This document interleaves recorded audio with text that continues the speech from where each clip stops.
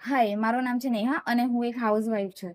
તો આજે હું ઓવરથિંકિંગના વિશે વાત કરીશ. મારી વાતથી કેટલીક લેડીઝ રિલેટ કરશે કે મને એવું ઓવરથિંકિંગ થતું કે જ્યારે અમે સૂતા હશું ત્યારે અમારું બાળક અમારી બેની વચ્ચે દબાઈ ગયું તો, કે હું એને સૂતા સૂતા દૂધ પીવડાવીશ અને એની શ્વાસ નળીમાં જતું રહ્યું તો, કે હું એને મારા હાથમાં રમાડીશ ને નીચે પડી ગયું તો આ બધી ઓવરથિંકિંગ મને બહુ થતી હતી. પણ આમાંથી એવું ક્યાંય કંઈ થયું તો ખોટું ઓવરથિંકિંગ કરવું બંધ કરવું, અને ઓવરથિંકિંગ થાય ત્યારે ભગવાનનું નામ લઈ લેવું. તો જે બી પ્રેગ્નેન્ટ સ્ત્રી છે અને જેને ઓવરથિંકિંગ થતા હોય તો ઓવરથિંકિંગ ના કરો. આ ખાલી તમારું જ્યારે તમે પ્રેગ્નેન્ટ હોવ ને ત્યારે આ હરેક લેડીઝને થાય. જરૂરી નથી કે તમને જ થાય છે, મને જ થાય છે.